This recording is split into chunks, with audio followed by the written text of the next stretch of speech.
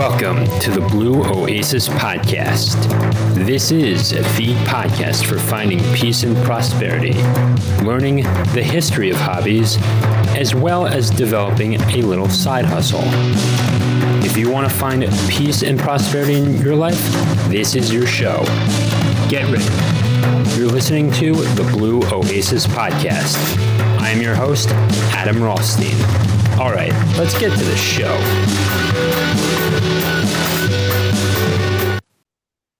Welcome back to the Blue OASIS podcast. With me today is Justin Martinez. Justin, how are you? I'm doing good. How about yourself? Doing great. Here, 3:15 on a Friday afternoon. Okay, so tell me a little bit about yourself. Yeah, man, where to begin? I'm 32 years old. I live in Knoxville, Tennessee, and I was former military, former Army Ranger. Got out of the military and went to college, Arizona State University. Got my bachelor's in business entrepreneurship, and then actually went back and got my master's degree in real estate development.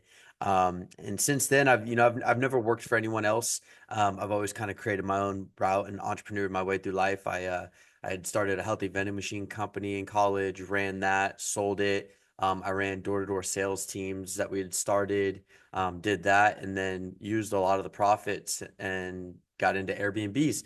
Got into Airbnb, started fixing, flipping Airbnbs, made a good amount of money doing that, and took that money, was able to convert it into full-on fix and flips. And so now we're doing fix and flips. And I've also started a health and fitness coaching business to kind of help people, get their health right, get their mindset right, get dialed in. Yeah, got my hands in a lot of different baskets. So it's a lot of fun. So you're all over the place entirely. So you went to Arizona State. Are you from Arizona? Just curious. No, I actually grew up in California, in the high deserts of California, about 5 hours away. My dad went to Arizona State, and so I always knew it was a school I'd want to go to. And when looking up to programs, they had a business entrepreneurship program, which really made me want to go there. So many people do criticize people for going to school for entrepreneurship, but did you feel like you needed to go to college in order to be an entrepreneur, or did you want to just learn the principles of becoming an entrepreneur at the time? Yeah, that's actually a really good question. No, I think a lot of entrepreneurs don't necessarily need to go to school. I do think that the program was really cool in the sense that you learned a lot of things, learned how to write business plans, prepare for meetings, emails, this, that, learn how to, go through your accounting classes, learn your accrual accounting and your different processes. And so you do learn a lot of great value that if you don't go through school, you're going to go through the school of hard knocks, which you can do entrepreneurs do it every single day. For me personally, I think it was more of, I just got out of the military. I had a GI Bill. I was 22, 23 years old. I wanted to go to college. I just got back from Afghanistan, did all that. So kind of want to just have fun, use my GI Bill and get this accomplishment where, they say you should go to college. So I really felt like I wanted to achieve that. Um, I did want to go into real estate. So how did you get into real estate? Yeah, fair enough. Real estate. So I guess having that entrepreneurial mindset, you always look at things that you purchase, things that you do, and look at the risk reward benefits and like try not to spend money where you don't have to. So I knew I didn't want to ever pay. So I've never paid to live anywhere. I got out of the military at 23, and when I went to college, I knew I didn't want to pay to, rent an apartment or live in a house or anything like that. So I very strategically bought a house right next to campus. It had 4 bedrooms. It had a pool. It was super awesome house. And so I was able to rent rooms out while going to college. So for the next 4 years, I got to live rent free. or mortgage free. The rent covered my mortgage, and I cash flowed about $500-600 a month on top of that. So I got to live for free and I cash flowed. So I already kind of started understanding how real estate worked. And then they had a minor. So I majored in business entrepreneurship, and then I had a minor in real estate. So I took a lot of classes on real estate, how to get, qualify for loans, debt to income ratios, understanding real estate, the laws of real estate, and a lot of cool different things. And when I graduated from school, I was actually able to sell that house for a $78,000 tax-free profit, because if you live in it for at least 2 years, it's tax-free capital gains. And so yeah, I learned a lot through that right there. So not only did I get to live for free, I got to cash flow, and I got to sell the house for a $78,000 profit, which then I took that money and rolled it in and started getting into Airbnbs. Yeah. Now I do have a question about the 2 year $78,000 profit. Is that specific to Arizona, or is that um That's anybody. So anybody that owns their home, you get a tax exemption up to $250,000 per person. So if I'm a single guy, if I buy a house and I live in it for at least 2 years, I can sell it for up to $250,000 of tax-free profits. Now, if I'm married, that doubles. You can sell it up to $500,000 of tax-free profit, and that's anywhere in the United States, as long as you live in it for 2 years. So if I bought a house for $200,000, lived in it for 2 years, and 2 years later, I sold it for $500,000. That's a $300,000 profit. 250 of it is tax exempt, so I would only pay taxes on $50,000 of that. um now did you ever actually become a real estate agent, or were you at all? Yeah, actually, I just recently got my license. Going on, well, I guess it's going closer to like eight months ago now.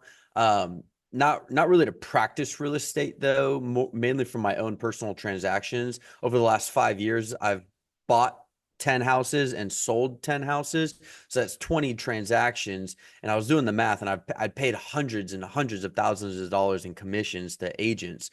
So I finally just recently got my license for my transactions, which has been pretty awesome, because I purchased a couple properties last year, and it was nice to not only represent myself, but at the closing table get a check back for being the buying agent of the transaction, which was kind of cool. S- s- Um, so do you, one more question on real estate. Any tips for first-time home buyers? Yeah, so a lot of people understanding how understanding debt to income ratios, understanding how to buy a home. I have a lot of people, I got a pretty big following. Everyone knows I'm a big time real estate guy. So they're always calling me, contacting me like, hey, my grandma just passed away. I inherited like $50,000, $60,000. I want to buy a house. Well, just because you have the money for a down payment doesn't necessarily mean you qualify for a house.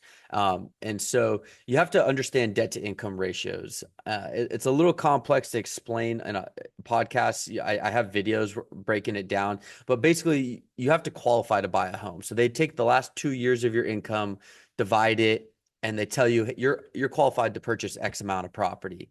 And so that would be my biggest thing, is understanding debt to income ratios, understanding what you can qualify to buy, and how to qualify with higher limits to purchase, more expensive properties. Okay. All right. So let's get into mental fitness and discipline. Um, Now, before you entered the army, did you had a fitness plan, and you had, did you ever put a fitness plan together, is my question? Well, like before the army, not necessarily. No, I mean like to have a fitness plan. Again, it kind of goes knowledge is power. You got to know exactly what you're doing. So throughout my time in the military, I got in really great shape. I got a lot of opportunities because of the shape that I was able to get into. And then getting out of the military, I maintained that for a long time. But in like 2020, 21, 22, I got pretty out of shape, overweight. I stopped working out, stopped doing all that. And then it was in like 2023, January of January of 2023, I was like, screw that. And I did the 75 hard program. I don't know if you've ever heard of that. It's a great program. I did that a bunch of times. And yeah, I then put together a program. Yes, because trying to work out and build mental resilience without a proper program is like chasing your tail. You're just going to go in circles, and without a proper plan. Now, personally, for me, I am a skinny guy. I played high school hockey. As a senior, I was like 165 and playing on the blue line. But I'm like nearly 6 feet tall, so it's Okay.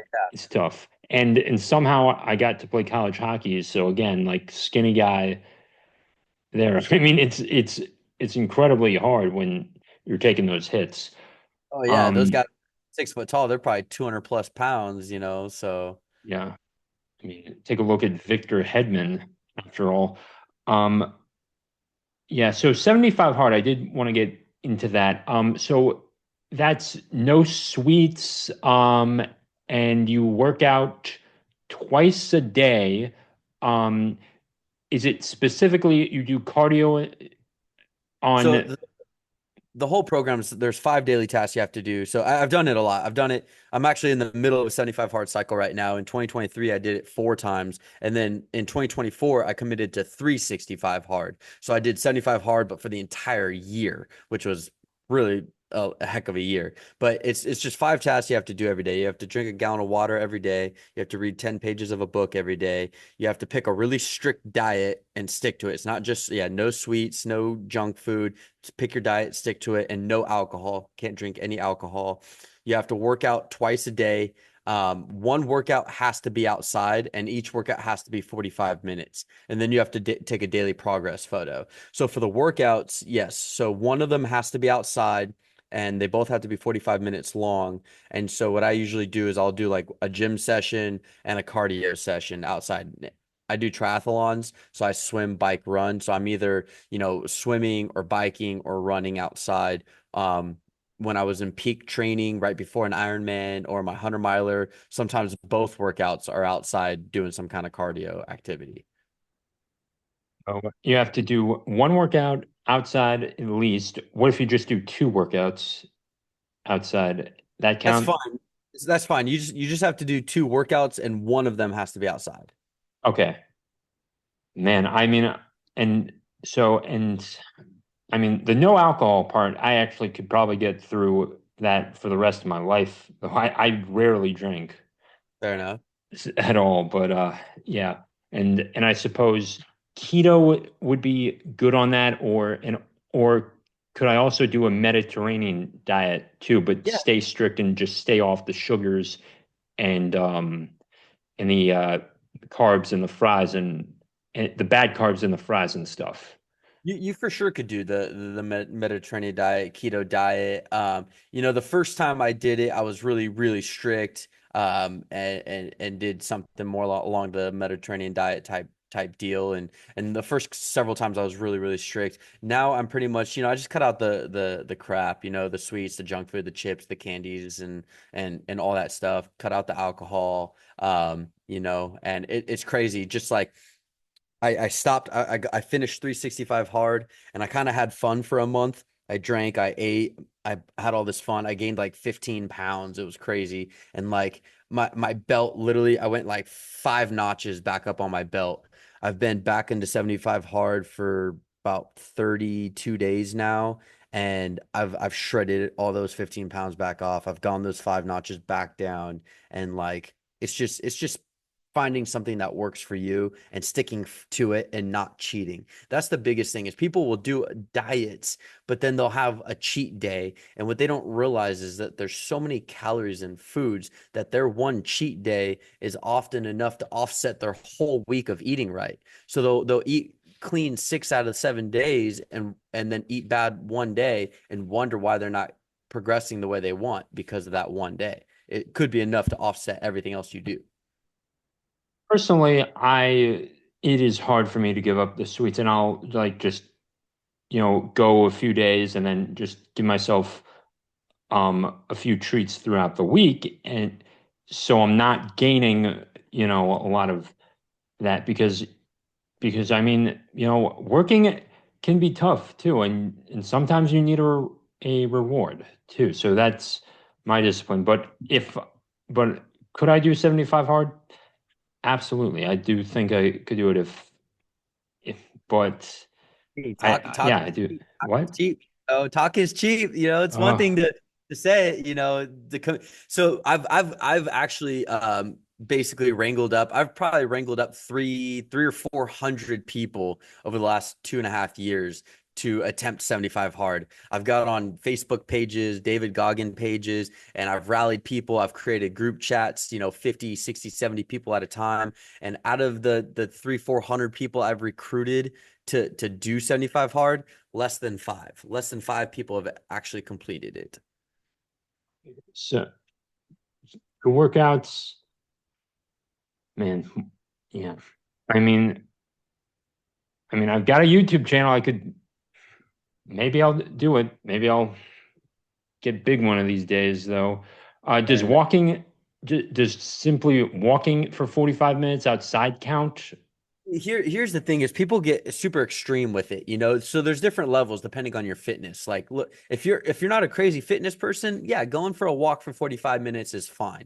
Once you reach certain levels of fitness, going on a walk is almost a cop out. It's like, hey, you're better than that. So for me, I ruck. So if I'm gonna go for a walk, I throw a 52-pound pack on my back and I go walk the trails in my backyard. So like I consider rucking fine. But yeah, for the average person who's not big into fitness, not a big time fitness person, yeah, go for a walk. Just get your 10,000 steps, and you're stout. You're going to be styling. Okay. Okay. One of these days, one of these days. All right, I got to move on with that. So, like speaking of discipline, let's talk about the Compounder's Guide for Developing the Ranger Mindset. What inspired you to write this? Yeah. So it's actually glad you say it. Got it right here. Love this book. And so really it was just, a lot of people just ask me these questions all the time. These are just questions that people are always asking me, friends, family. I got about 50,000 followers on Instagram. And so people are always, reaching out to me, asking questions. And so I had kind of created a program for my fitness coaching. And then I took that program and turned it into a book. And so the compounder's guide to developing, so the compounder, to be a compounder, that's my whole thing. My coaching is compound effect coaching.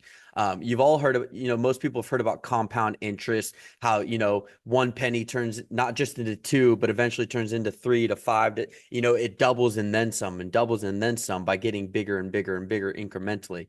Well, I truly believe that the decisions you make today will determine the life that you live tomorrow. So every decision that you make compounds and determines the life that you ultimately live. And so to be a compounder is to be somebody who actively makes the choices today that your future self will thank you for. So that's my whole concept, is to become a compounder, create a community of compounders. So I had created a blog called The Compounder's Guide, and it's, different blogs about different things. And so then I decided to write the book, The Compounder's Guide to Developing the Ranger Mindset. And this is the mindset that I've adopted that has helped me become, successful in my business ventures, create a multi-million-dollar real estate portfolio. I've done full Ironmans. I just completed a 100-mile ultra marathon. And these are all things that you do, by simply just unlocking the power of the mind. Sorry. Yeah, exactly. Absolutely. Man, mental fitness. I mean, I'm fairly healthy. I still play beer league hockey and I do work out, but it's like once a day and it is at least a 40-minute workout, even though it's mostly indoors. I did legs yesterday and I still, you know, I'm still outside walking every day to is there a way I can ease into this at all? Here's the thing is like, you don't have to get this crazy. So I do the 75 hard so many times. One, because I do have a coaching business and I have a lot of followers and people, if you want to be a coach nowadays on social media and influence people, you got to live the lifestyle. You got to be shredded, you got to be jacked, you got to be whatever people want to see, or you got to be what people want to be. Because if you're not what they want to be, then why should they listen to you? So I live a little bit more extreme of a lifestyle than the average person necessarily needs to. And so I think if you're working out at least once a day, that's fine. I think if you're only working out once, 40 minutes is a little bit fast of a workout. I think if you're working out only once a day, it should at least be an hour to hit the proper muscle groups and really get a good workout for whatever you're working out that day.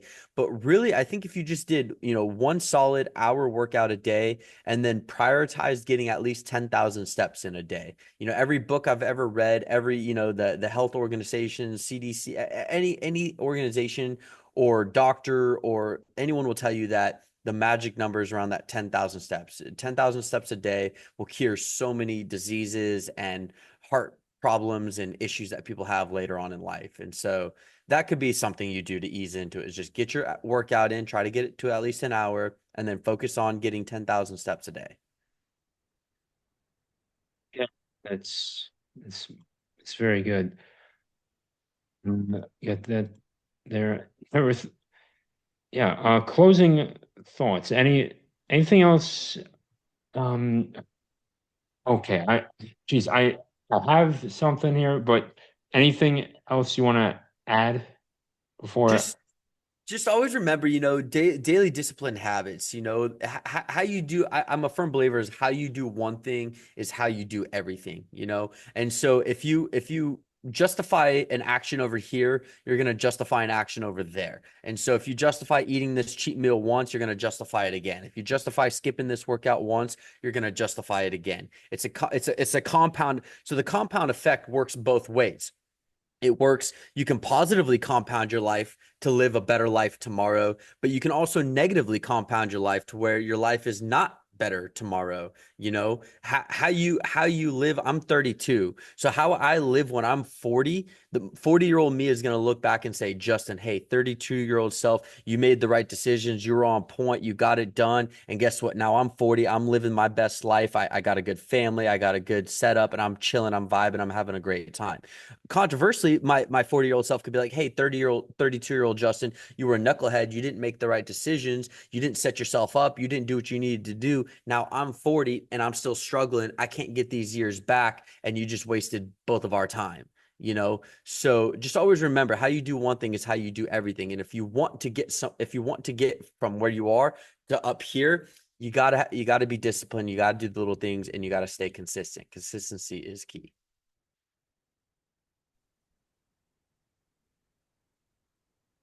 Finally remember that question. All right. So I've taught people how to do audio editing for, well, I guess since 2020. Um, and and I definitely do enjoy it. Um, it's very different than most things because I don't actually have clients though, but you would say just show your best work and and just show them why you know how to do it, right? Is that your question? Like how could you get clients? Um, actually, yeah. How can I? Yeah, because lost a client, and I do want to get back to it. I've taken some time off, so there's Yep. that. You just gotta show yourself as the go-to person in that industry that you want. So you gotta put yourself out there. You gotta show a lot of content. My mentors told me a reel a day on Instagram. You gotta post a reel a day. You gotta keep your story going on your stories and show people that you are doing what they want to do. So, while you're editing videos, have a camera recording you doing it. Do like a 10-minute video, splice that up into a bunch of 30-second reels, stories, and just put that content out there of you doing and professionally doing what people want, especially in video editing. If you're able to take like a before and an after and show people consistently, that's what people want to see. Is they want to see the consistency in doing what you do. It's taken me a year and a half, almost 2 years, to get to the point where people are now just reaching out to me because they've been watching me. It took a year for them to be like, okay, you know what? This guy is consistent and I like what his message. And then it took another 6 months to a year for them to be like, you know what? I'm looking for this. He's the one I'm gonna reach out to. And so you got to just say consistency, it's all about consistency and putting yourself out there and showing people that you can do what they want. I have it's actually audio editing, but I have actually somehow managed to sell over at least over 1,000 audiobooks in about a 4-year span. And even though that's not much, I mean, I'm using Findaway Voices, I'm using their promotional tabs.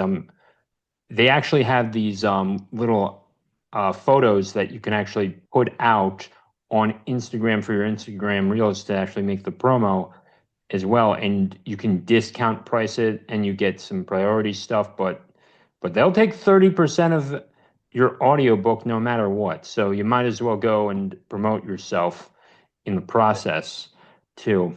And also, I guess to even say I'll set up events. I'm going to a young professionals thing in about a week for that event, and I'm gonna just talk audiobooks too the entire time.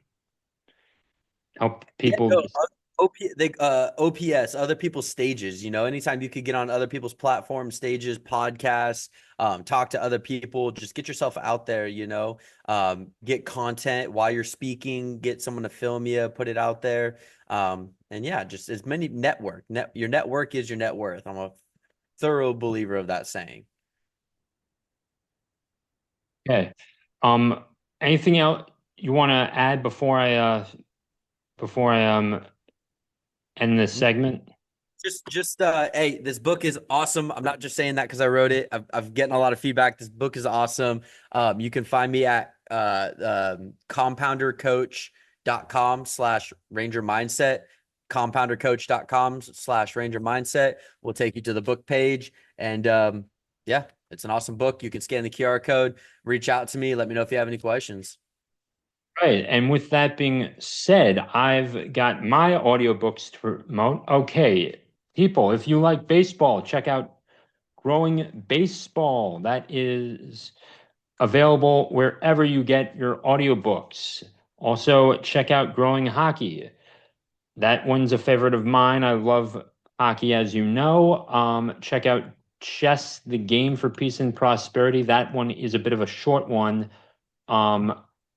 Right there. And check out the latest one, Determination, Harnessing the Power of Resilience. So kind of like what you have there, Justin, but just in audiobook form.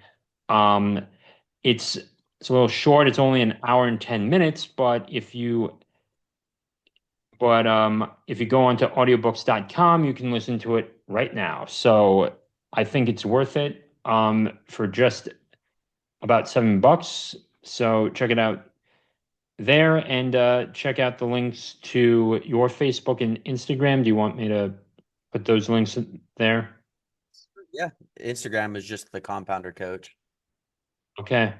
Check out all the links in the description/show notes below. And with that being said, take care. Peace.